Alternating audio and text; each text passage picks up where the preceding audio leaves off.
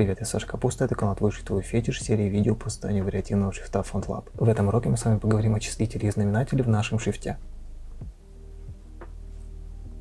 Все то, что мы делали для суперскрипта и сабскрипта, можно сделать и для числителя и знаменателя. Отличие лишь будет в том, что в этих числах мы использовали размер в 60% от оригинальной цифры, а в дробных цифрах там будет 50%. Но алгоритм в остальном точно такой же. Ну и еще, чтобы компенсировать их насыщенность относительно других цифр, нам нужно сделать чуть-чуть ее больше, чем делали мы в суперскрипте и так далее. Я не буду тратить время на то, чтобы показать, как делаются числитель и знаменатель, потому что алгоритм вы и так прекрасно знаете. Но давайте просто сравним, как они выглядят между собой, чтобы понять, какие есть у нас логические связи, цепочки и так далее. В общем, если мы посмотрим на наш суперскрипт и сабскрипт, мы увидим, что у них размер в 60%. Это мы с вами выяснили. Посмотрим теперь на индекс, мы увидим, что здесь у них размер 50. Они точно так же идут по средней линии, посередине высоты прописных. Но это так я во всяком случае делаю. Вот. И для того, чтобы задать им вот эти пропорции, я просто беру и копирую отсюда из нижнего индекса вот эти значения, перехожу также в нижние дробные вот эти цифры и просто сюда их вставляю. После того, как я их сюда вставил для того, чтобы обновить, потому что по умолчанию они выглядят вообще вот так, и это сильно контрастирует, видно, что они здесь очень светлые.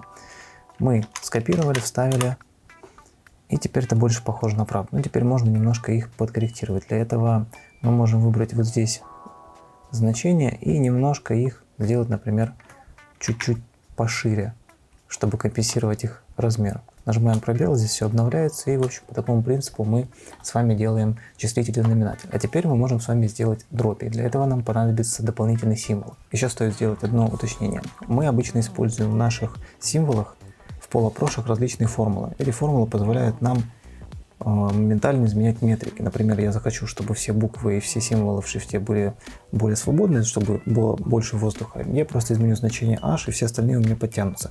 Подтянутся и станут свободнее и вот такие индексы в том числе, потому что они привязаны к нулю, а 0 привязан к букве O, а O привязан к h. Ну, в общем, это такая цепочка.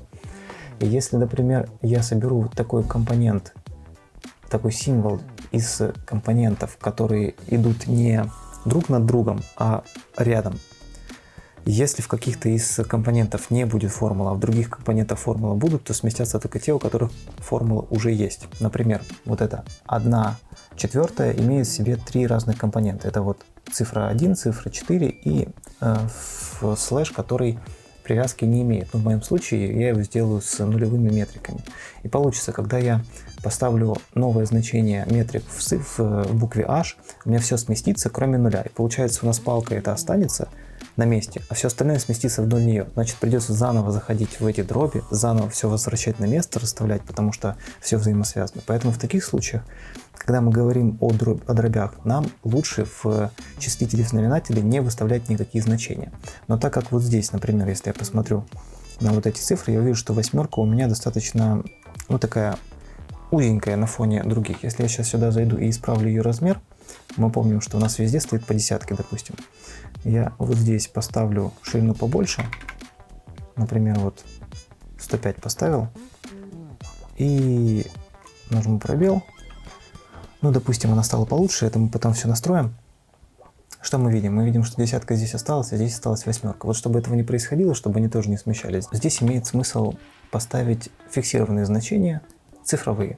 Поэтому что я делаю? Я выделяю все символы, которые мы используем в дробях, прописываю здесь десятку, допустим, или даже можно 15 в каждом из слоев.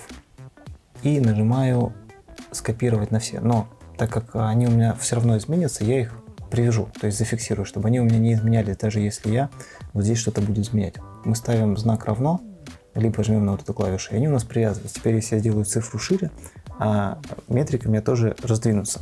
Копируем это все на другие слои, и теперь, в принципе, у нас все изменения будут фиксированы. И даже если я изменю букву H, ее метрики, это никак не повлияет на наши дроби, потому что дроби мы рисуем фиксированно. А уже поверх самих дробей, когда мы их создадим, уже на них можно повесить метрики с выражениями, потому что имеется в виду сдвиг самого самой фигуры полностью, а не ее содержимого. А теперь для того, чтобы создать дроби, нам нужно создать сами ячейки дробей и добавить к ним еще слэш, который нужен для того, чтобы его добавить в эту ячейку с дробями. Для этого мы заходим в каталог и находим дроби. Дроби находятся у нас во вкладке «Другие числа». И вот мы их здесь можем увидеть. Выделяем эти значения, выделяем вот эти. Ну, тут в зависимости от того, какие именно вы хотите добавить. В принципе, мне этого будет достаточно. Жму Apply. А вот они у нас добавились в конце списка.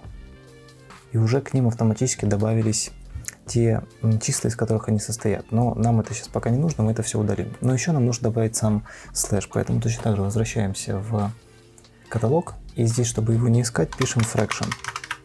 Нас он перекидывает сразу на нужный нам символ. Это слэш для дробей. Жмем Apply, жмем ОК. Вот он у нас здесь добавился. Это у меня какая-то сортировка стоит здесь. OpenType. Ну, не принципиально. В общем, вот он у нас добавился. Теперь что мы делаем? Теперь мы можем сделать выборку по цвету. Так как они у меня выделились синим цветом, они у меня автоматически появились в первом списке. Поэтому что мы сейчас делаем? Мы сейчас вот это все дело очистим. Action, Adjust и удалить содержимое слоев. Все это для всех мастеров выбранных элементов делаем, закрываем и сохраняем. Теперь нам нужно сделать вот этот слэш. Добавлю его сразу за кадром. Если по ходу этого урока у вас возникли вопросы, то задавайте их в комментариях на русском или английском языках. Этот курс залит сразу на несколько видеоплатформ, а значит я могу их не увидеть. Поэтому подписывайтесь на канал в Телеграме и задавайте вопросы в чате «Делаем буквы». Все дополнительные материалы будут выложены на сайте «Твой шрифтовой фетиш». Там же вы сможете найти шрифты Rayер и Zasker, которые я упоминал в курсе. А еще делайте скриншоты вашего шрифта, хвастайтесь в соцсетях и отмечайте «Твой шрифтовой фетиш» в публикациях с этим хэштегом. Мне и вашим шрифтовым коллегам будет интересно посмотреть на ваши успехи в ходе этого курса. Если видео оказалось для вас полезным, подписывайтесь на канал, ставьте лайк и увидимся в следующих уроках.